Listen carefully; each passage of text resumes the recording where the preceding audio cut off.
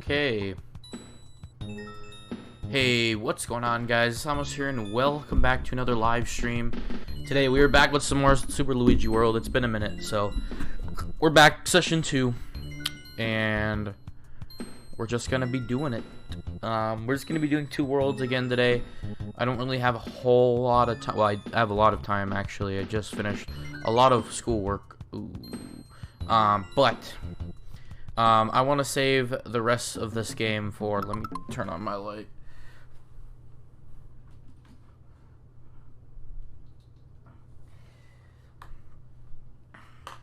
I want to save the rest of this game for next week, because it is my 5th anniversary next week. So, huge announcement. We're going to do a stream every day at varying times. Just whenever I'm available and open, and most of them might be incredibly short, so I kind of wanted to save the rest of the game for that.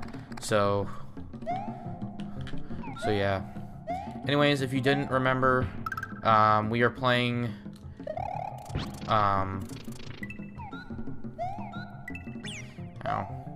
we're playing Mario World, but what's different here is that we're playing in the autumn version, which some levels don't change too much, but we're also playing as Luigi.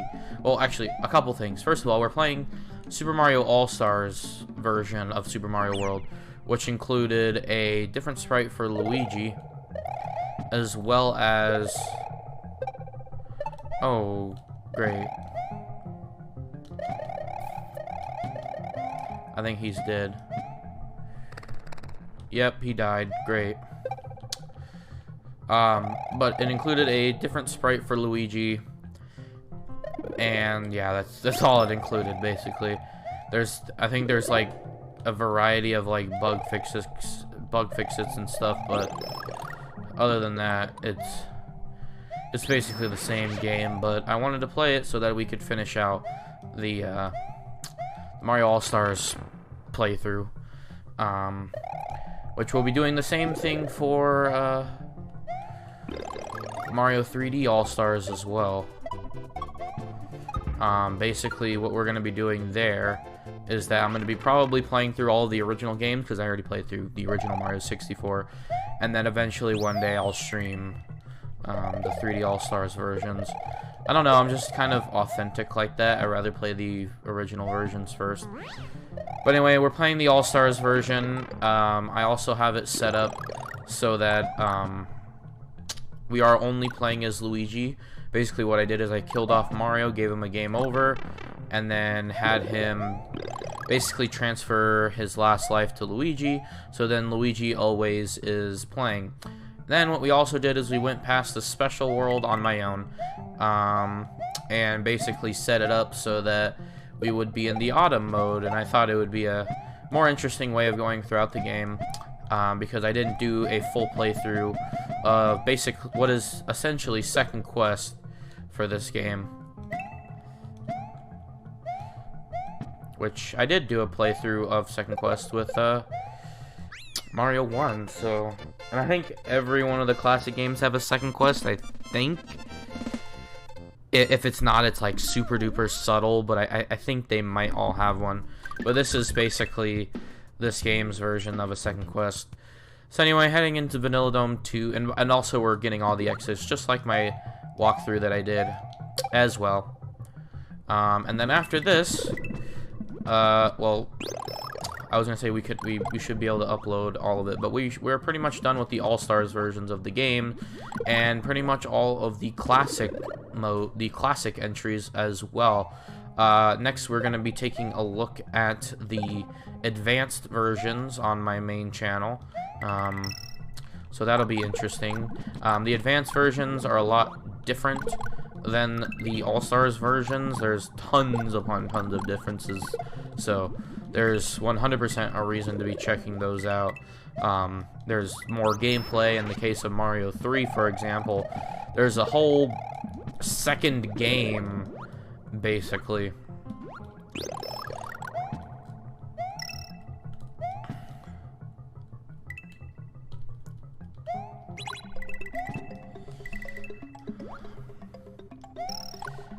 Well, only if you're playing the Wii U version or the original Game Boy Advance version with e-reader cards. So there's 101% a reason to be checking out the remakes there.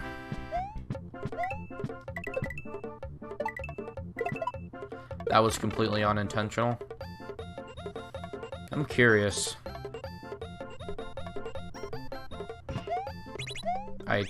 Never mind. Alright, whatever, sure. But I want to take this game slow because I've already played through the original game, so just whenever I'm bored, I can just play through Mario World again. Because, again, there's not very much that's different. And the only ways I'm making it different is by playing as Luigi, which, again, is literally just a sprite difference. And, literally just playing as Luigi and playing in the autumn mode. And I could just go for like a 90%, or not a 90%, or like, you know, just going through the base game, but I want to see all the levels in the new change style. I mean, granted, there's not very much changes.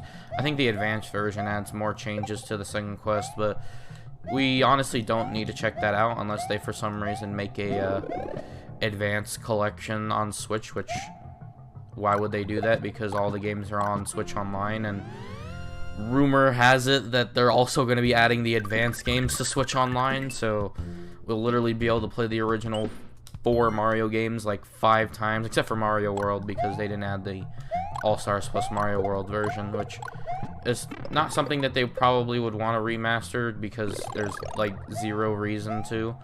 I honestly don't even know why they created it in the first place. It's a cool little bit of Nintendo trivia and history, but it's just like completely unnecessary for existing. Like, it does not need to exist at all. Am I unmuted? Okay, thank God. Let's see.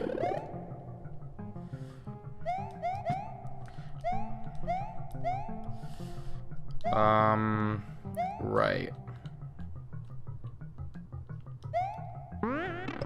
God dang it. The blue ones don't do anything, right?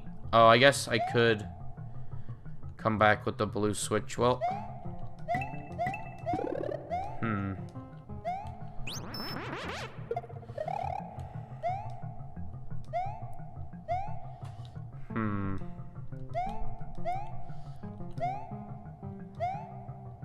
Am I not running?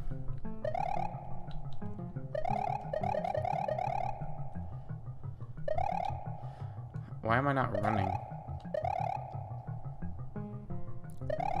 Oh, I got P speed. Oh shit. Oh. Why am I jumping with that button on it?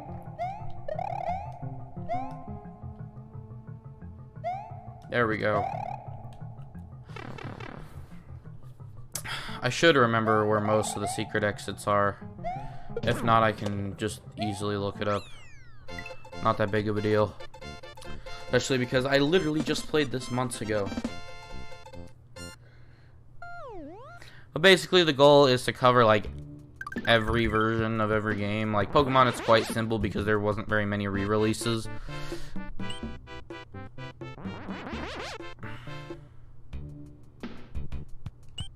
There's literally just the Japanese red and blue, which I'm not going to cover because it was never released in America.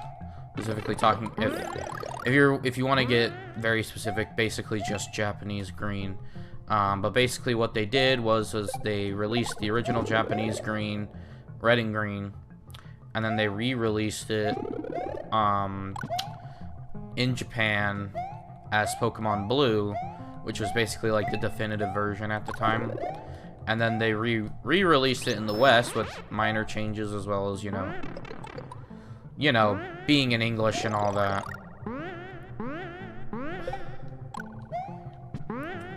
And then they re-released it again on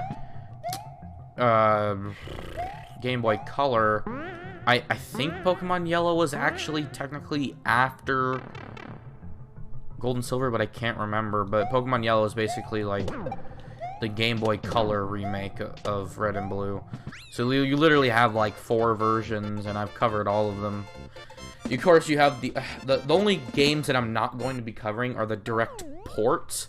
So, like, for example, all of the Mario All-Stars games are complete remakes, obviously, because they have a different art style. Mario World, I technically shouldn't be playing this, but this is basically my way of covering the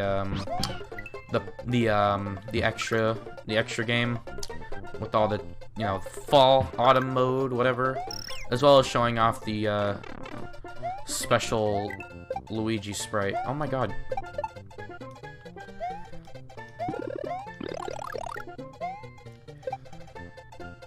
Oh man, Yoshi. Oh my god, he's gonna survive.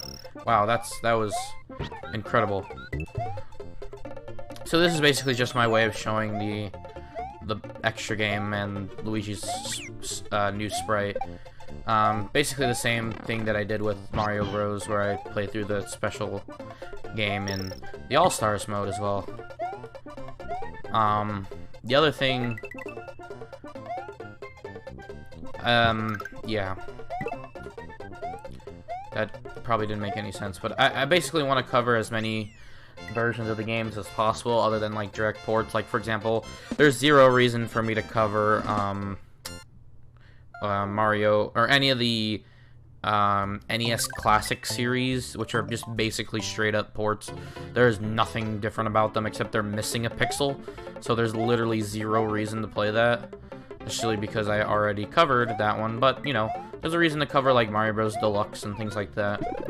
Same thing with like the 3D All-Stars games, where there's a reason to cover that as well, because it's an HD remaster of the original game. And yeah,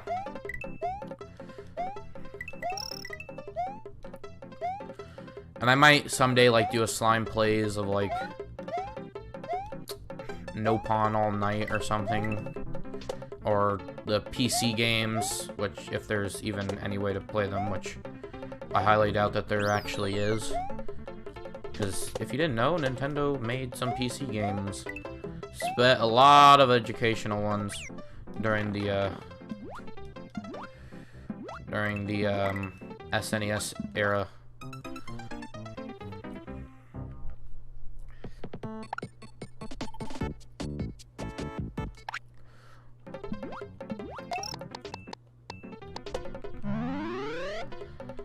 And they were released both on PC and SNES, which was interesting.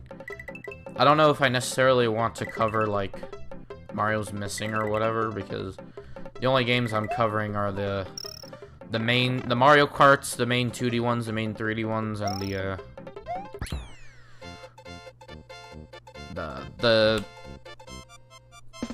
RPGs. So there's a reason to show off all the different weird special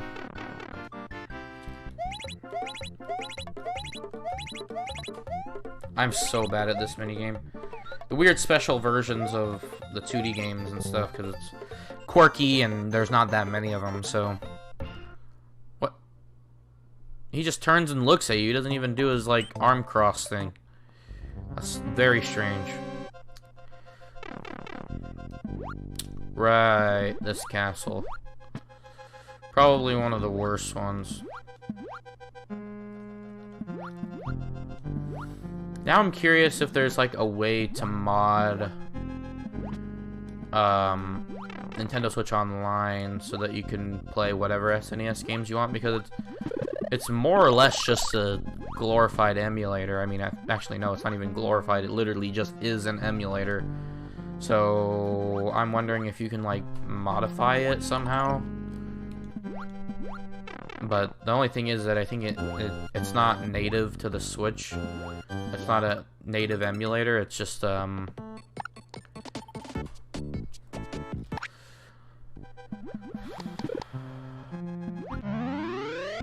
it's not a native emulator, so that's what I'm kind of curious on, because it runs off of a server, so.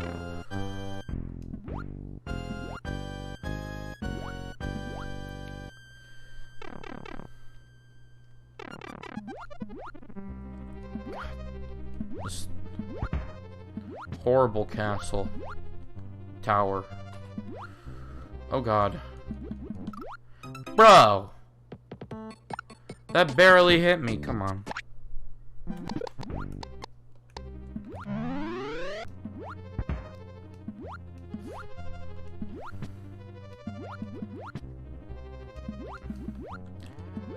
Okay, I'm also kind of curious if, like,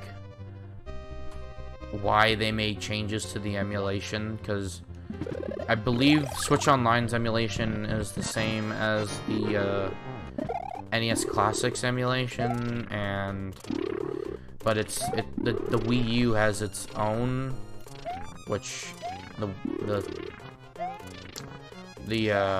my god, whoops. The Wii also has its own, which is strange as well.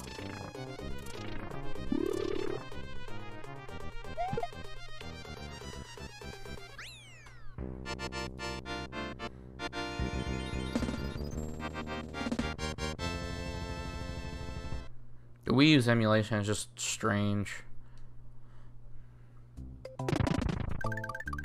Alright, so this will lead into World 2, or World 4, but we're not there yet. We'll go the normal way now.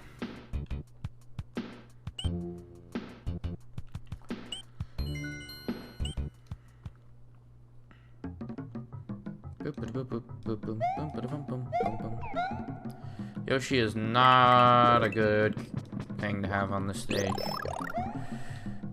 I don't even think he actually enhances your swimming at all. Now I'm curious why they made the decision to just have Yoshi be exclusive to certain levels. Oh, we can't even use him. Never mind. In the new soups, because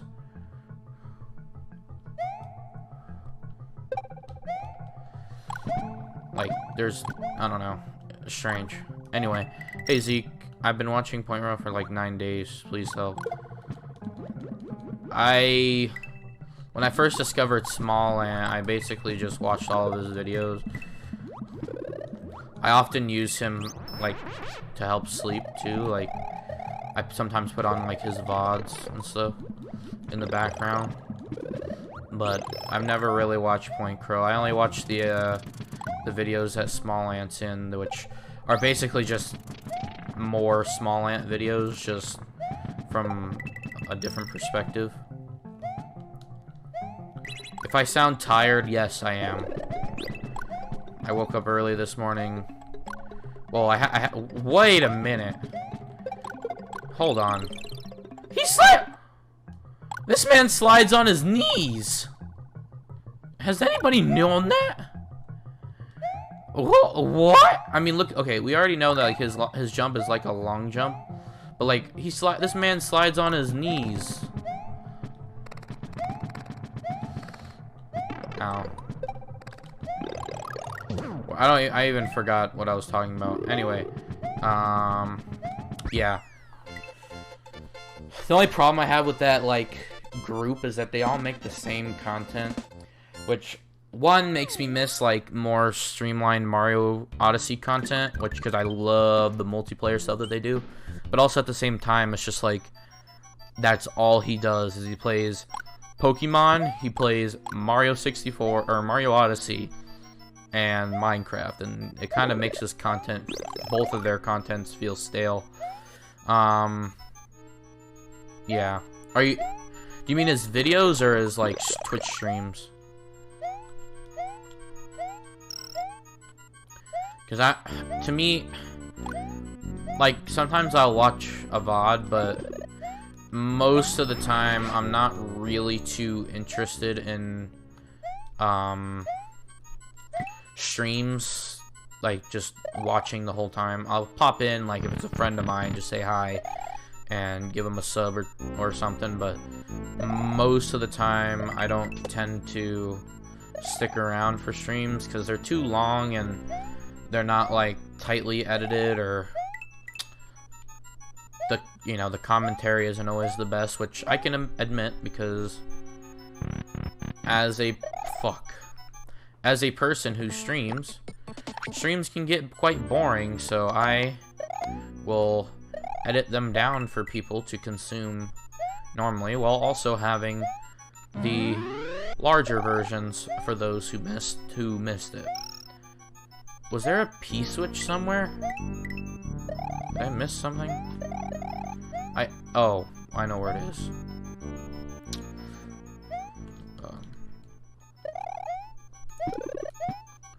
For Small I only watch VODs and streams.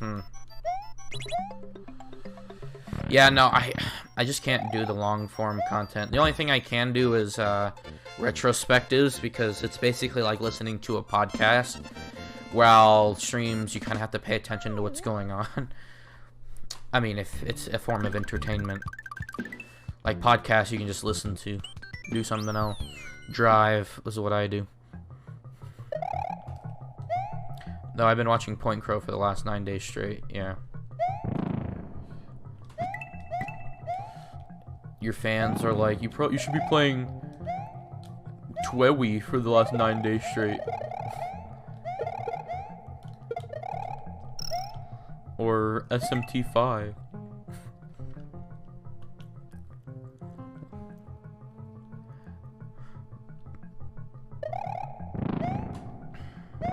Damn, bro.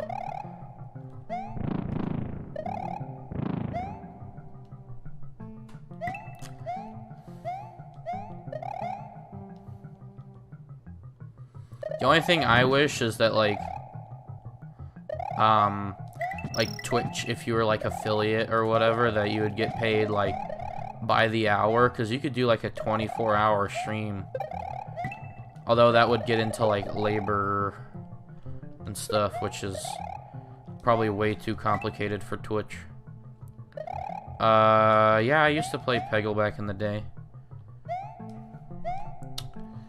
when I was a wee lad. God, I hate this section. This goddamn shell.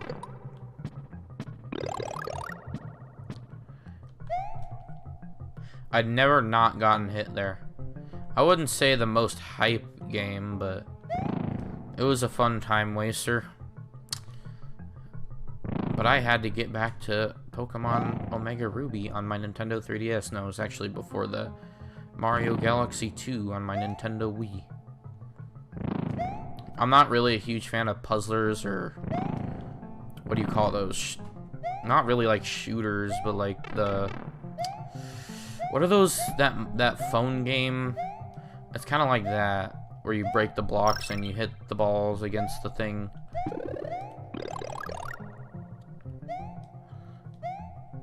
Is that a genre in and of itself? Just brick breaker type games, which Peggle is essentially.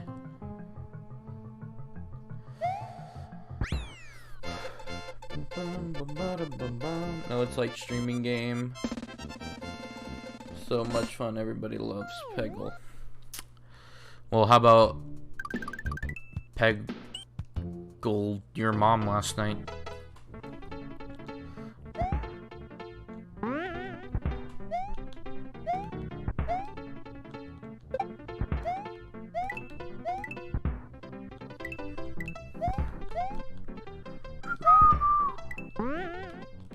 No, damn Pidgeot.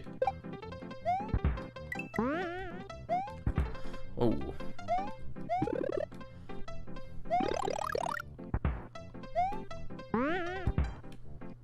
Let me guess, you were watching Point Crow for 9 days straight. He was doing a subathon where he had to stream for 9 days straight. The game that he was playing was Peggle, and he was playing Peggle for 9 days straight.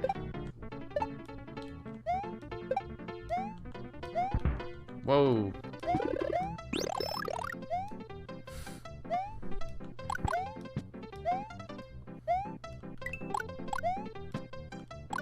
Maybe you should do a Let's Play of Peggle and Peggle 2. We've been watching Marble Tournament for last. Who's Weave and what's a Marble Tournament?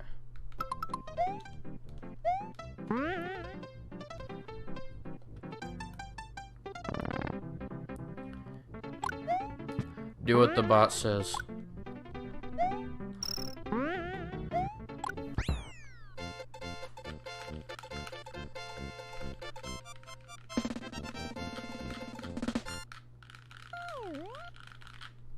Anybody still have these controllers? Using the Wii Classic. It's honestly probably one of my favorite controllers. Next to the Wii U Pro controller. Hot take. The Switch Pro controller's fine. The Xbox One controller's too beefy. The Switch Pro controller has a mushy D-pad. This one has a fucking great D-pad.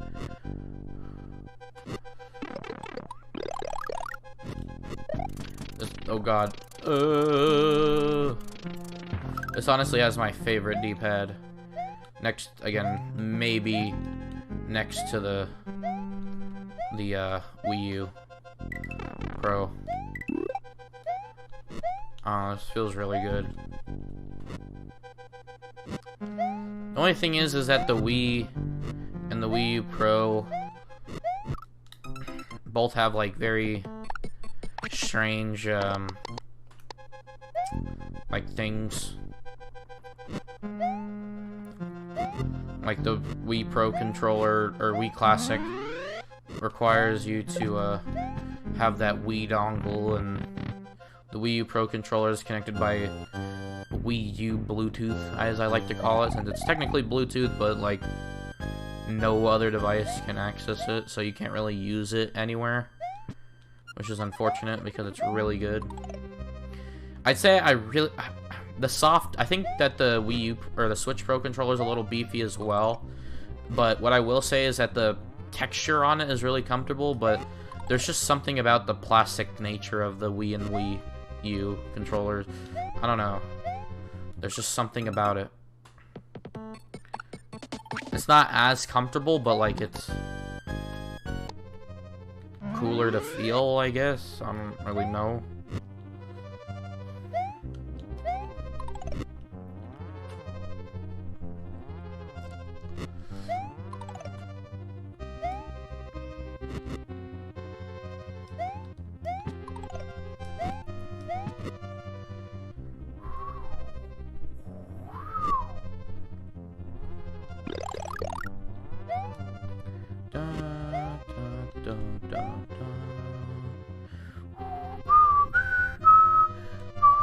I don't know how I didn't die.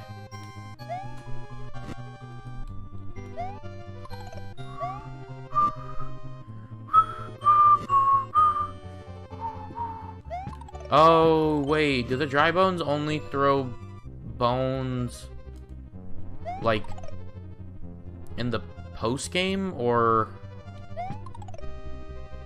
Because I don't I remember them. I remember me saying that the dry bones throw bones, and then they never did. And then now they're doing it way more often than my original playthrough. It's fake Bluetooth, basically. Well, the thing is that it's actually Bluetooth. Like, it's just not. I don't know. It's weird. It is classified as the blue and the tooth. Okay, thanks for appearing in the same spot.